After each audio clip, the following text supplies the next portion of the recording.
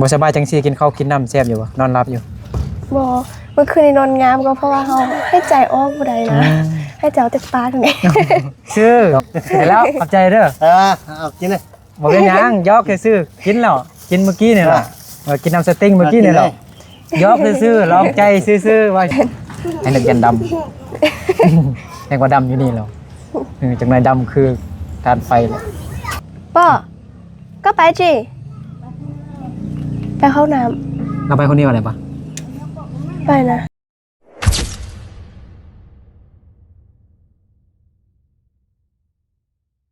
ใช่ไปเด้อสบายดีพี่น้องเบิร์ดสุคนที่เขาลบฮักแพงเด้อยินดีต้อนรับเข้าสู่ส่องบ่าวนึกเผาไพรเส้นเก่าเหมือนเคยอีกแล้วพี่น้องเนาะตอนนี้บ่าวนึกอยู่บ้านของน้องล้าบ้านกิวแคมเมืองเพียงแขวงสยบุรีตอนนี้ก็น้องลาก็ยืนอยู่นี่แหละพี่น้องเนาะน้องลาคนงามสบายดี FC น้องลาสบายดี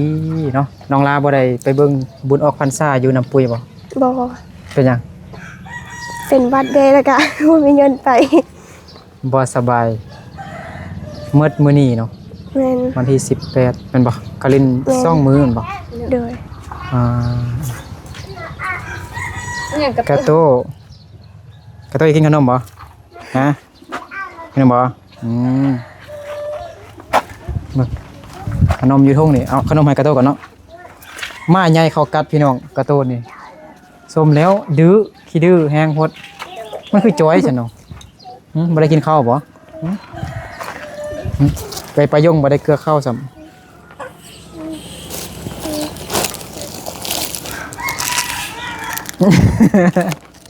เอาฮะ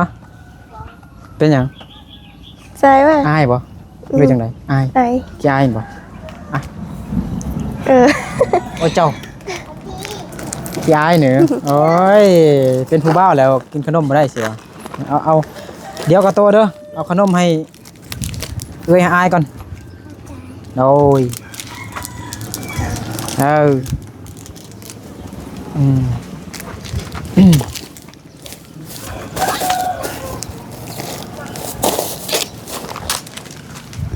กระโตกินบ่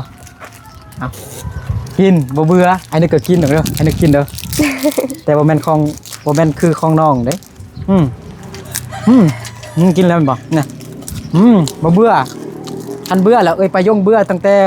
ได้ 2-3 เดือนแล้ว เอากินเบิ่งหน้าผากหัวกระตูมาใหญ่เขากัดพี่น้องเนาะนี่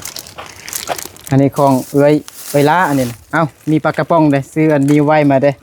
ไอพัดเพิ่น FC ฝั่งไทยฝากเงินมา 1,000 บาทเข้าใจเด้อ1,000 บาทนี่ซื้ออันนี้เบิดแล้วบ่มีเงินสดซื้อยาซ้ำโดยโอ้คันสิไปเบิ่งบุญกับบ่ทันน่ะพี่น้องมันสิมืดสิค่ำแล้วพี่น้องเนาะตอนนี้อยู่บ้านของน้องลาก็จักโมงแล้ว3 โมงแล้วเนาะตอนนี้เนาะ3 โมงปลายแล้วพี่น้องเนาะน้องลาก็ว่าบ่สบายเด้ไปนั่งอยู่ไสเฮานั่งนี่ถ้าพาแม่เอากันเด้อเพราะว่าแม่เอาเพิ่นเป็นคนที่บ่เห็นฮูมแล้วแม่เอานี่นะแล้วเป็นหยังบ่เห็นฮูมหรอกแบบตาบอดนะอ๋อเราบ่เห็นฮู้บ่โดยอินซาจะมาแต่นะโอ้แม่อ้าวบ่โดยเราบ่เห็นฮู้พี่น้องเนาะอยู่จักคนน่ะหน่อยนี่นะอยู่4-5 คน 4-5 คนเพราะว่ามีลูกเราก็มีผัวบ่มีผัวเสียแล้วยังแต่ลูกกับไอ้พาวนะลูกแต่ลูกพาวกับลูกน้อย2 คนเราได้ถามเราบอกว่าเราเห็นหุ้งจักเล็กน้อยบ่เห็นเลยคือเฮารับตาเลยแม่นบ่แม่นแหละจะไปซักเด็กพาไปว่าเราก็ลึกแล้วเนาะอยู่แบบนี้มาโดนแล้วก็เฮ็ดได้เด้คือกันลุงอายคือกันลุงอายก็มื่นตาบ่ได้เลยดิมื่นตาบ่ได้เบื้องหนึ่งมื่นอยู่แต่ว่ามันเป็นสีขาวอ่ะนะนางนิทานแค่ไม่เวียนกันฮะนี่บ่น้องละ เบิ่งตั้งน้องลานี่ก่อนเป็นอีหยังนี่นะ มันปลดออกมาพี่น้องเนาะเบิ่งดูไปทางนี้เนี่ยได้บ่น้องลาบ่ได้ได้ตัวเฮานี่นั่งตั้งนี่ปังง้างลงบ่ได้เด็ดเนาะมื้อนี้น้องลาว่าบ่สบายพี่น้องเนาะบ่เป็นน้องลาตัวไอ้นึกน่ะเมื่อกี้มันนั่นมันปลดออกมา บ่ได้เถอะ บ่ไข้ติมีแต่เป็นหวัดซื่อเป็นไอซื่อ แม่น บ่เจ็บหัวติ เมื่อวานนี้เจ็บอยู่แต่วันเสาร์นี้ มัน กิน นี่ ยา บ่เจ็บ สลัดดีขึ้นแล้ว กินยาดีแล้ว เด้อยังแต่ไอเจ็บคอ ยังกระโตไอ้โตกินขนมอีกบ่ ว่าแต่ จังไรกินเด้อจังไรกินเด้อกินฮอดอายเด้อมาใหญ่เขากัดเห็นบ่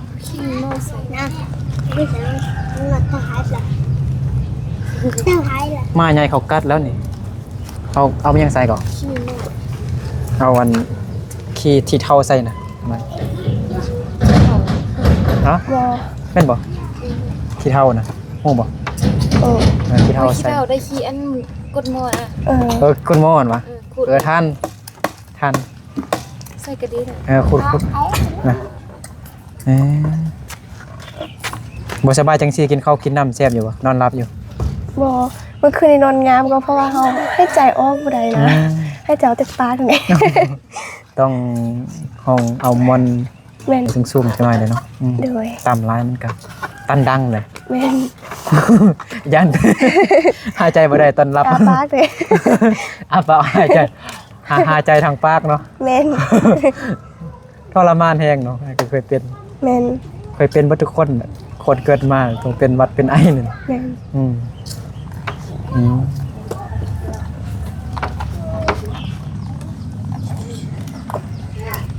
มื้อนี้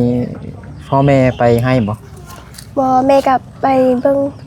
บุญน้ำปุ๋ยหั่น อ๋อ แต่ พ่อเด้ ว่าอยู่บ้านนี้มีคนเสียเนาะพ่อไปแล้วก็ให้มาค่ะว่ามีคนเสียเลยพ่อก็เลยไปแบบว่า สบายดีโอ้พ่อซื้ออันตักแต่ซอยมากินได้กินได้กินได้ กินไหม กินจากมื้อนะ6เนาะลูกกิน3ได้บ่ ได้ป่ะ ยอกซื้อได้แล้วขอบใจเด้อ เอากินเลย บ่เป็นหยังยอกซื้อกินแล้วกินเมื่อกี้นี่แหละกินน้ำสติ้งเมื่อกี้นี่แหละยอกซื้อลองใจซื้อว่าสิให้ลูกกินบ่กระตัวจอยแห้งเด้อันนี้มาเฮาบ่หน่อย ตัวเจ้าดาวหรือโมเชียไป อันนี้ได้มาไผนี่ มาเขา มาน้องลาบ่ แมน มันซื้อหยังนี่ ดาวเนี่ยพอเป็นสีขาวเลยแมน สิดาว พอเป็นสีขาวเลย สิข้าวเด้ข้าวอันนี้อาป้งอันนี้ กระโต้นี่คิดดื้อแห่งไอไปเฮือนไปโยงเรา มันไปเย็บขี้ต้มมาแล้วมันคืนอายเปื้อนบัด เพราะมันเลื้องเลยเนาะมันก็เลยมากมันดิ้น แม่นขนมให้มันกล้าบอกขนมแซ่บบ่แซ่บจักเปอร์เซ็นต์แซ่บจักเปอร์เซ็นต์ฮู้บ่บางคำกับบ่ฮู้หรอกภาษาลาวคำก็ฮู้ แมนเนี่ย อืม เจ้าได้ยัง มื้อนี้วันหยังฮะ เจ้าได้ยังเจ๊ ปะดิฮะมื้อนี้วันหยังอันนี้ไปได้อื่นบ่ แมน มื้อนี้วันหยังมื้อนี้วันหยังฮะฮู้บ่ วันเสาร์ วันเสาร์บ่ไปโรงเรียนบ่บ่ไป วันอาทิตย์ไปโรงเรียนบ่วันจันทร์ไปโรงเรียนบ่ ไปนี่ ไปเอาไปตีเอ้ยเฮ็ดหยังฮะประดิษฐ์นี่ตลกแฮงไหนอย่าเฮ็ดบ่ไอ้นึกบ่เอาขนมให้ได้เอาขนมให้ได้เบิ่งอันนี้อยากกินแล้วกระตุกก็อยากกินขนมแล้วมื้อนี้ก็แดดร้อนพี่น้องเนาะแต่เช้ากระเจ้าสวงเหือเมื่อกี้ก็บ่นึกก็ไปเที่ยวไปส้มบุญออกพรรษาหรือว่าบุญแข่งเรือแข่งเรือแข่งเหืออยู่น้ำปุยเมืองเพียงแขวงไสยะพี่น้องเนาะเมื่อกี้เรา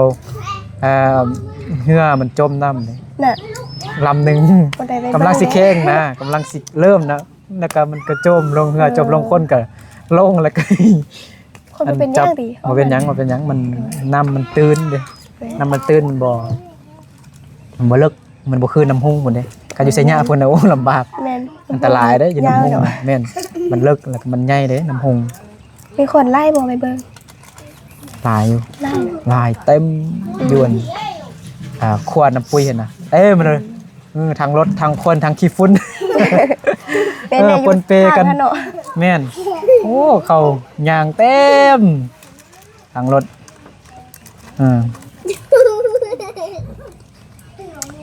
ใครเครื่องเลยชั้นไล่ก็มีผู้สาวมงหลายนิดหน่อยมีน้ำปุ้ย น้ำปุยมี สาวลุง ไล่ แม่นสาวลุงบ่ค่อยมีปานใดมีส่วนน้อยส่วนไล่มีผู้ส้มอ่ะนะส่วนเผามงเนาะ แม่น ไปส้มไปเสียอย่างต่างๆเที่ยวน้องๆไปลงบึดนึงแดดฮ้อน แม่นเด็ดหอแดงอยู่นี่ แล้วโดนบ่ได้ไอ้นึกยันด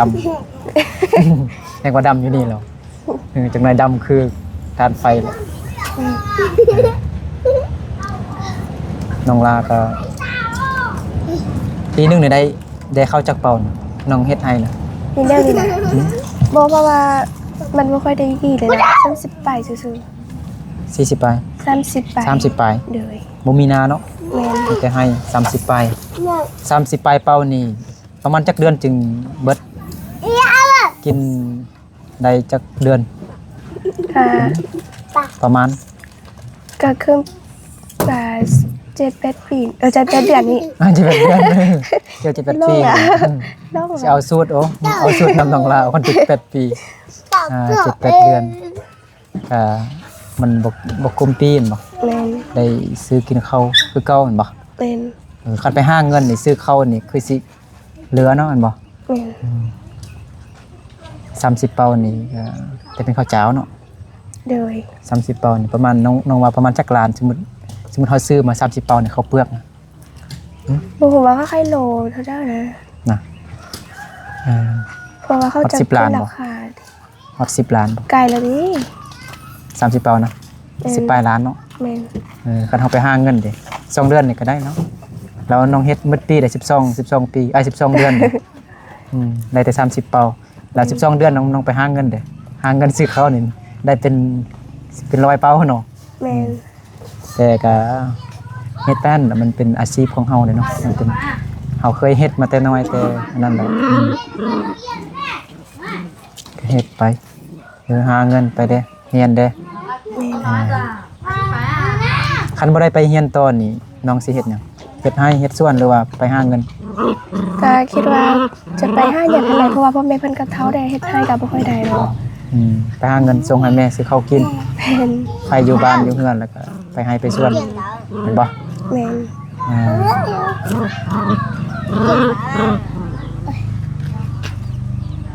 น้องลากินยาแล้วเนาะดีแล้วดีขึ้นหน่อยนึงแล้ว เด้อก ระโตขี้ดื้อนะคอยปินกล้องไปเพิ่นเด้อกระโตให้บ่ขี้ดื้อไปกวนบักข้าวหั่นน่ะบักเดินน่ะ เอากล่องสอง จังได๋เขาก็กัดอีกมาใหญ่เขากัดนี่เห็นยกเข้าจังซี่แหละมาใหญ่เขากัดนั่นน่ะตัวเองขี้ดื้อไปยกมาใหญ่เข้าไปคบไปกัด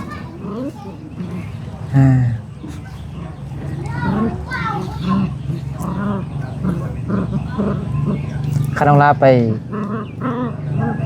เฮ็ดเวียกจบมา7นี่น้องถ้าน้องลาบ่ได้ไปเรียนต่อนี่น้องลาไปเฮ็ดเวียกแล้วผู้ใดเฮ็ดให้เฮ็ดส่วนอยู่เบิ่งพ่อแม่ ถ้าน้องไปนี่ก็บ่ให้พ่อแม่เฮ็ดส่วน ฮะ ถ้าน้องไปเฮ็ดเวียกนี่ก็บ่อยากให้พ่อแม่เฮ็ดให้นะเพราะว่าแม่นี่เป็นจะตีนเนาะก็ยังไปบ่ได้ส่วนหลายก็มีแต่พ่อเฮ็ดผู้เดียว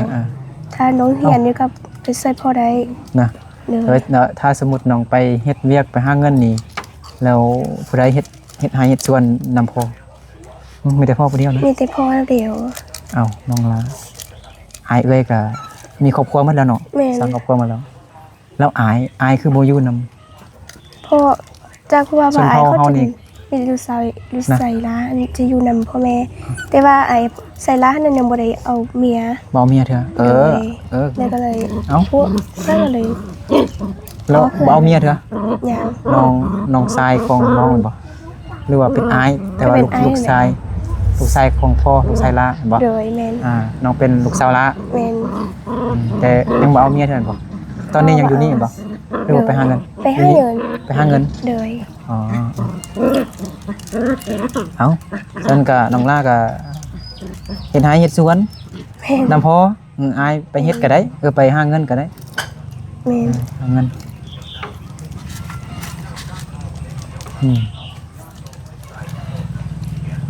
ไปหาเงินก็ส่งให้น้องล้าไปเที่ยว บ่ กินเหล้ากินเบียร์เอาแม่น บ่ บ่เฮ็ดคือน้องกาไปเบิ่งคลิปน้องกาบ่ อื้อ น้องกาน้อยๆนะเบิ่ง ผู้น้อยๆนี่ เห็นอยู่ ผู้ดังๆนะ ลงอยู่ใน Facebook คนเบิ่ง700,000 800,000พุ่นเกือบฮอดล้าน แต่จังได๋หูน้องกาก็บ่ได้เข้าโรงเรียนเลยนะเราบ่มีการศึกษาเด้เวลามีอันรุ่นเอื้อยเข้าชวนไปใช้ก็ไปเบิดชวนเฮ็ดหยังก็เฮ็ดเบิดเราบ่ฟังความไอ้นึกเฮ็ดในสิ่งที่บ่ดีเบิดทางที่มันผิดกฎหมายเองเบิดเราอันนี้ก็ยกเลิกบ่ได้ไปหาน้อง14หลายคนก็คิดฮอดน้องกาอยู่แต่ว่าคันบ่นึกกลับไปช่วยไปทายน้องกากระซ้ำกับบ่นึกในรอบ FC เบิ่งก็เลยบ่ไปหาน้องกาแต่ก็เฮาก็บ่ได้บ่นึกก็บ่ได้ตัดขาดน้องเนาะก็ไปเยี่ยมยามอยู่พ่อแม่เยี่ยมยามพ่อแม่แต่ว่าบ่ได้ถ่ายคลิปบ่ได้ถ่ายคลิปพยายามซิมื้อนั้นก็เอาเงินให้พ่อน้องกาได้น้อยนึงเป็นขนมเด้ท่านเห็นเรามักมาลินนำพ่อน้องไม้เด้เขาสิเฮ็ดเฮือนให้น้องแล้ว FC เพิ่นสงสารที่ต้นน้องกาเขาสิปลูกเฮือนให้เราแต่น้องกาบ่ค่อยโอเคทำอิฐเนาะแรกๆน้องกาก็ดี คนลือแล้วก็ พอได้เงินล้านจาก FC แล้วก็เฮ็ดเป็นคนใหม่เลยนะเฮาห้ามก็บ่ได้สิ่งที่เขามักเนาะสิ่งที่ส่วนบุคคลเขามักทำลายกับมันเฮากับบ่แม่นเป็นพ่อเป็นแม่เลยเนาะโอเคเว้าคันเขาฟังก็ฟังกันแล้วเด็กน้อยเนี่ย14 ปีที่ต้นน้องอยู่เนี่ยน้องกาก็ได้เขาโดนเอื้อยเข้าสวนไปเฮ็ดอันเฮ็ดนี่เนี่ยเข้า พ่อแม่โทรหากับบ่รับ น่ะ ไปหาเงินอยู่ในเมืองพ่อแม่ขอเงินซื้อข้าวกินก็บ่ส่งเงินให้พ่อแม่ได้ยินพ่อน้องกาเว้าบ่ส่งให้จักกีบเลยตั้งแต่มือไปหั่น เพราะเขายัง เดือน2เดือน มักลิ้นเนาะแล้วไปแล้วก็บ่พอสาวเท่านั้นเขาไปลิ้น ได้มาแล้วก็ไปลิ้น แม่ ไปเฮ็ดเวียกนะไปลิ้นนะอันนี้มันได้ยินจากปากของคอน้องกาเว้าว่าโทรหากับบางทีก็บ่รับสายปิดโทรศัพท์บ่รับสายบางทีก็ติดอยู่แต่ว่าบ่รับลูกบ่รับแล้วก็บ่ส่งเงินให้พ่อแม่อีกตอนนายมาถ่ายคลิปแรกๆก็น้องก็นั่นอยู่ ตอนนี้เราก็อยู่บ้านนั่นน่ะ เฮ็ดเวียกอยู่ในเมือง ไปเนาะ ใช่ยะ เฮ็ดเวียกเสิร์ฟอาหารเสิร์ฟเหล้าเสิร์ฟเบียร์เขาเบิ่งแม่นยังวะเขาเฮ็ดหยังโอ้บ่ไทยดัวไทยดัวมันไทยรูปเนาะ แม่น ถ่ายวิดีโอเลยมันคือกันบ่ ก็ถ่ายวิดีโอนั่นแห ถ่าย ละ วิดีโอนะมีแต่ถ่ายรูปบ่ถ่ายดัวเนาะ เป็น กินขนมหมดแล้วบ่ ก็ปวดเช่ เอาสิ ปวดเช่เนาะ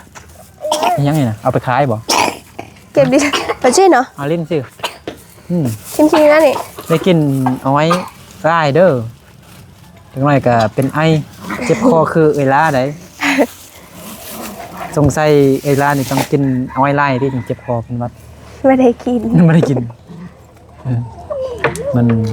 อากาศเปลี่ยนแปลง แม่น ก็เลยเป็นบ่ฮอดยามมันก็เป็น แม่น ธรรมดาก็เป็นตอนยามหนาวแต่เฮาเป็นตอนนี้คือมันถึงกับอันนั้นเฮาได้การสุขภาพเฮาคอยรับอุณหภูมิอีหยังคือว่านั่งแบบนั้นน่ะ เราจังดี เ เห็นขาอ่อนหมด บอกก็รู้จีแต่เราเนาะ น้องมองเขาเป็น3 โมง เราเนาะ ผู้บ่าวเห็นอยู่นี่เบิดอืม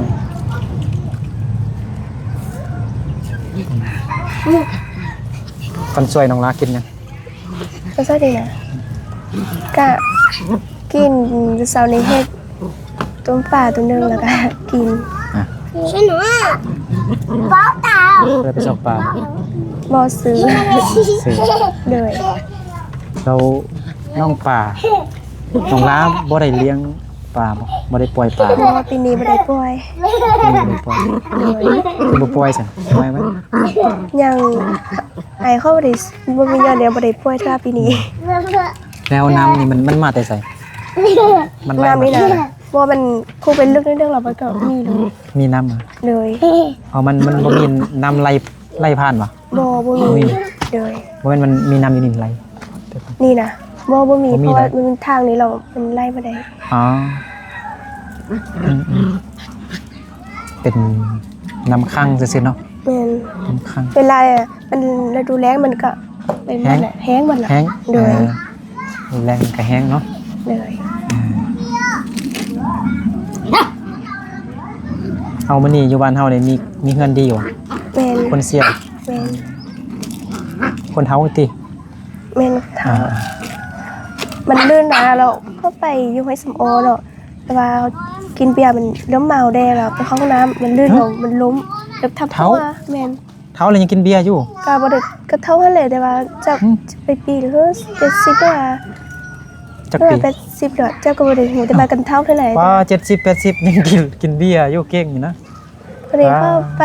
อยู่ให้สมโอเนาะล่ะ จะปีแท้งก็บ่ฮู้คือกันได้ว่า โอ้เท่ามีแฮงเนาะ แม่นไปเข้าห้องน้ำเลยมันล้มมันทับหัวแล้วเข้าไปโฮโมสัญญาเราเข้ามาบ่ดีแล้วนะ บ่ เลย รอด ค่ะ ซ้ํ กลับเงินเมื่อคืนนี้ตอน8โมง9โมงพัน ผู้หญิงหรือผู้ชายนะ ผู้ชาย ผู้ชายนะ เลย เขาผู้หญิงถ้าเขาบ่กินเนาะเบียร์เนาะ แม่น ผู้ชายนี่ก็ กินอยู่ อายุหลายซำได้ก็กินอยู่บางคน90ก็ยังกิน พอไปยันวิดีโอเข้ากับมากินอยู่ ที่ทางอเมริกาเป็นเขากินอยู่ เลย กิน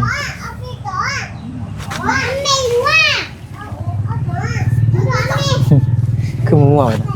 ทางนี้ดูบ้องไงน้องอยู่ทางนั้นทางไอ้นี่ปีนมาทีเดียวทางล่างอยู่นี่ดู เอ้า คือว่ามันมืดเนาะอยู่ทางนั้นเนาะให้เจ็บคือบ่กันมั่วๆบ่ได้เซ็ตกล้องเลยพี่เซ็ตกล้องจักหน่อยกล้องหอนดิน้องประยงยังบ่กลับเลยสิปัน เห็นลงคลิปว่ากำลังกลับแล้ว กำลังกลับแล้ว เลย น่าจะกลับแล้ว แม่ น้องประยงก็ว่า3 โมงหรือว่า4 โมง น้องประยงนั่งรถใหญ่ไปพี่น้องเนาะนั่งรถยนต์เป็นภาษาไทย นั่งรถยนต์ไปแล้วก็นั่งมอเตอร์ไซค์ไปเบิ่งบุญออกพรรษาหรือว่าบุญแข่งเรือปีหนึงมีเทื่อนึงไปลินซ่าเนาะแต่ว่าน้องลาบ่ไปสักปีกายนี่ไปบ่ พี่กายนี่ไปอยู่ น้องปุ้ยนะ เป็น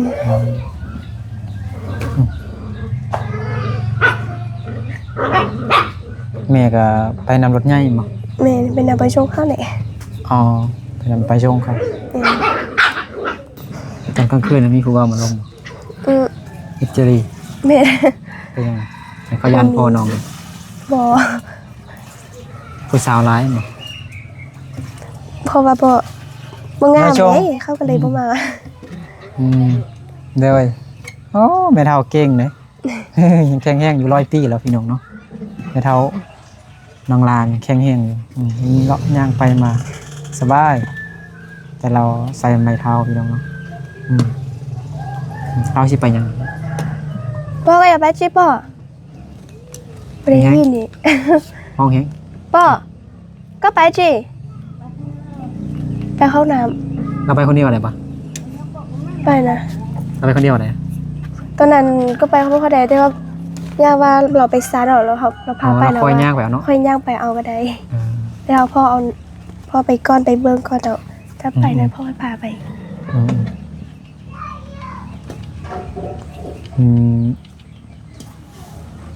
แม่ไหมแม่ของพ่อบ่ แม่น เรามีลูกจักคนนะเขา เท่านี้นะ ก็3-4 คนซื่อๆแต่ว่าเดี๋ยวนี้ยังแต่พ่อผู้เดียวซื่อๆเพราะว่าเขาเสียไปแล้ว อ๋อ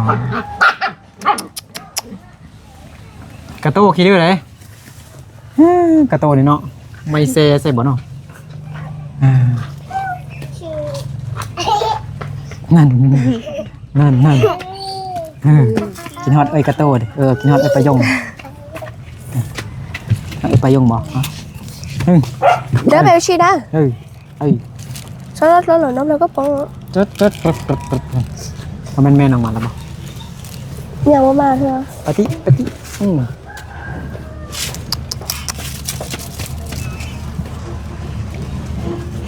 ในพัดเป็นฝากเงินมา 1,000 บาทให้น้องลาซื้อยากิน เฮ้ย ให้นึกซื้ออันปลากระป๋องแล้วก็มีไว้โอ้นี่กี่วันจะได้นี่ เว้ยสิเบิ่งกันน้ำ สิเบิ่งกันนำหวะเ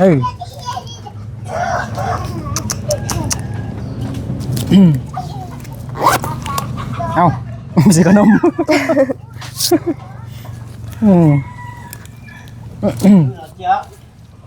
1,000 บาทได้600,000ปลายพี่น้องเนาะบ่ได้ก็ซื้อปลากระป๋องมีไว้แล้วก็ขนมให้น้องลาเนาะเงินสดยังเหลือ600,000ให้น้องลาซื้อยาซื้อยาเนาะหน่อย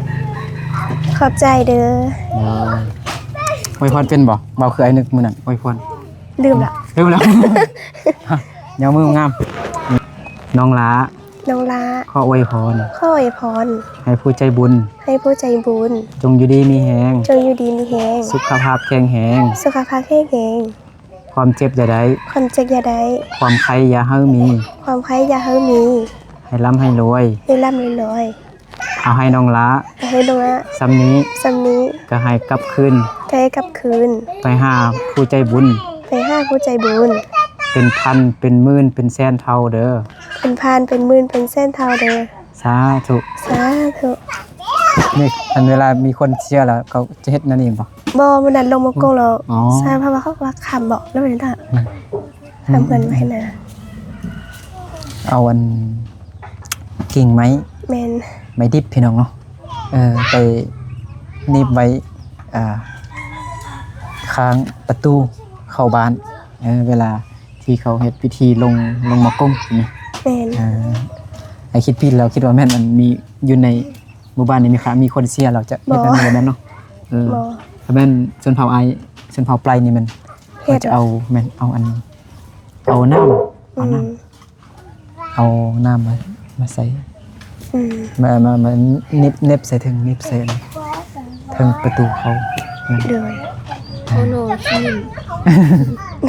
แต่ละชนเผ่ามันบ่คือกันแตกต่างกันพี่น้องเนาะถ้าน้องประยงมาก่อนใช่ไหมไปลิ้นน้องประยงเลยมันกระจีบมาอยู่เลยที่นี่ ฉันบ่รู้เหมือนกัน น้องลาเป็นคนอะไร น้องลา เป็นคนงามไม่นะเป็นคนสวยใช่ไหมคือทำน้องไม้เป็นคนอะไรไอ้หนึ่งเฮ็ดท่าทีจังสิให้เราบอกว่าเป็นคนสวยแต่เราเว้าโกงกันคำเป็นคนบ่สวย น้องไม้น้องไม้ขี้ดื้อแห้งน้องไม้เราบ่มักฟังกันแต่เด็กน้อยนะ15 ปีกำลังมักไปลิ้นไปเที่ยวแต่เด็กน้อยเนาะบางคนก็ฟังความบางคนก็บ่ฟัง